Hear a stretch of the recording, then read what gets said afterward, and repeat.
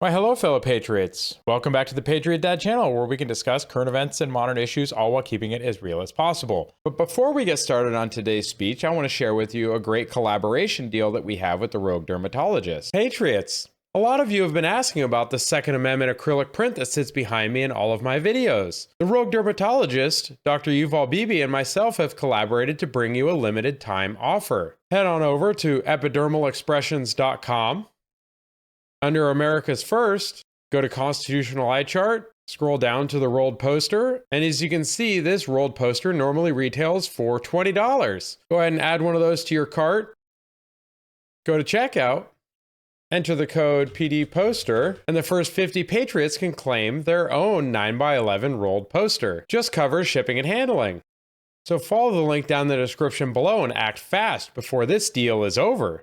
And back to the video. In a follow-up to the episode we did a few days ago on Speaker Johnson and him folding like a lawn chair, I unfortunately have more news to bring you on that front. So Speaker Johnson not only caved and allowed a vote on the foreign aid bills that include more money for Ukraine wars, that includes more money for the Ukraine wars and those in Israel, and more money for Taiwan, and more money for everybody and their border security, but none for ours. Breitbart is currently running an exclusive article, which I found very interesting. It shows a little bit behind the curtain about some of the corruption that we have in our government.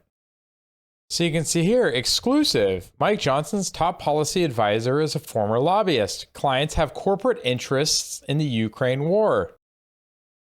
The inside story of how Speaker Mike Johnson was flip-flopped on Ukraine aid starts with this top policy advisor, a former lobbyist, whose clients include a number of major companies who have issued corporate statements indicating some kind of interest in the war. Johnson's policy director, Dan Ziegler, was, until he joined the Speaker's office as a top policy aide, when Johnson won speakership last year, a lobbyist for the firm Williams & Jensen. He had previously worked for Johnson in other capacities, but left Johnson to become a lobbyist and has accumulated a client list that included several top companies, some of which have a financial interest in seeing Congress pass Ukraine aid. The lobbyist firm, for which he worked, represents a number of top companies. Lobbying disclosures reveal Ziegler represented many of these companies, including several that have made corporate statements about the war in Ukraine or issued press statements or other public guidance saying it would affect their business operations.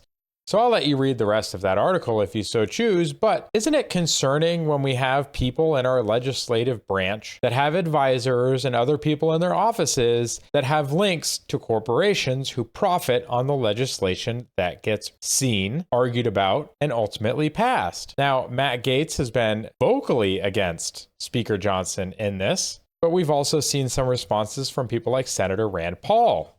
So you can see here from Rand Paul that it's official. Speaker Johnson is no longer the GOP Speaker of the House, but the Speaker for the Uni-Party's $1.5 trillion deficit, warrantless spying on Americans, and a foreign aid bill with more deficit spending than Schumer's budget buster. And one of the first comments here from Planet of Memes, no difference. Corporate needs you to find the differences in these two pictures.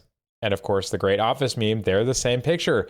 Pelosi and Johnson. Here's another great comment. MAGA is the third party, and it's Republicans and Democrats being caught in bed together. Like, we keep seeing it, guys. We keep seeing this. This is just getting ridiculous at this point. The Uni-Party is real. I don't care if you want to call me a conspiracy theorist or some other nonsense, but the Uni-Party is real. The entrenched political class is real. The swamp is real. These people do not care about Americans. They care about everybody else, it seems like, but people who are legal residents and citizens of these United States. I don't get it. The only thing that makes sense is if they're being paid out of some backroom deal to continue to sell out American interests and line their pockets for their own gain. It's the only thing that makes sense to me at this point. And then you get the argument that, oh, don't worry, the Ukraine aid, most of that gets spent in the US because they have to buy weapons from us. I mean, we are the largest arms dealer in the world, so that kind of makes sense. But should we really care about jobs in our districts more than we care about the fact that we're dropping these bombs, or we're providing them to other people to drop these bombs on some random people's kids overseas? For what gain for us? For what actual gain for the United States? How does it help the American citizen? Can you tell me? Because then you have here, Gaetz is also saying that Bush-era warmongers like Mark Thiessen are sociopaths. He asked me if I believe gaslighting endless wars is a good idea because wars create jobs. He refused to run my statement in full, seemingly because I destroyed the entire premise of his disgraceful op-ed. But you know what? Let's pull up the actual article that Mr. Thiessen wrote. So you see here is the article by Mark Thiessen. Ukraine's aid best kept secret. Most of the money stays in the USA. Like, that's supposed to make me feel better about putting my kids and my future further into debt and further at risk to further some idiot overseas dropping more bombs. Come on now. And we can see here that we borrow $1 trillion every 6 months. Well, that's actually closer to about $1 trillion every 100 days at this point, but that's just splitting hairs, right? Our growing national debt is our most dire national security threat, said spokesperson for Braun. Now here's Gates's quote. I don't vote for or against wars based on the congressional districts that get the jobs. That actually makes a lot of sense. Why would you? And that wasn't the full quote. Here is the full quote. I don't vote for or against wars based on which congressional districts get the jobs. The war in Ukraine carries grave risk of escalation and or accident that could wipe out human civilization. Only a morally bankrupt person would balance that risk against short-term parochial gains. I completely agree. My commitment is not just to the people who build the equipment, but to the wives, parents, and grandparents of the military personnel our leaders send off to die in wars. That's why I prefer America to be in fewer of them and have fought to end them during my time in Congress. Representative Gates.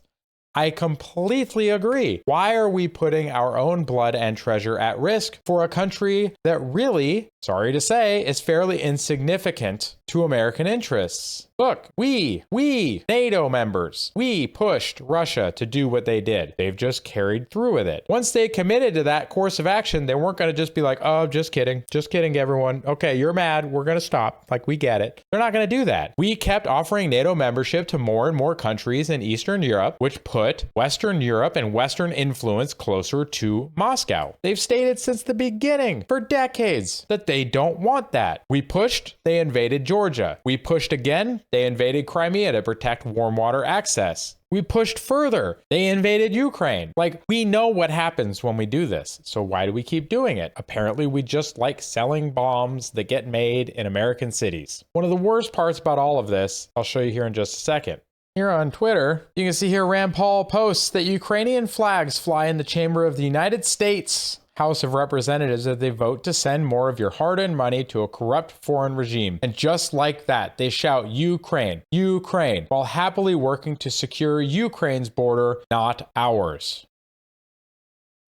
It's amazing, folks. It's just amazing that we keep voting for these same idiots. We need to do better. And you can see here, one of the top comments, perplexed. Amen, man. In another 2.5 months, Ukraine will have made zero progress and be asking for more. And you know what? The idiots we put in charge, they'll probably just give it to them. It's a damn shame. Thank you, everybody who made it to the end of this video. I greatly appreciate it. If you enjoyed this video, make sure you give it a like and subscribe to the channel. Make sure you share this video with friends and family to help get the word out, to inform others, and you know what? Hopefully to wake at least somebody up, because this is just getting ridiculous. If you want to see more videos like this one on the channel, please make sure you subscribe and click the little bell icon so you can be notified when I upload additional content. If you have a recommendation for a future topic or future reaction you want to see on this channel, please make sure that you leave it in a comment below. Hope everyone has a wonderful week. Take care of yourselves, and God bless.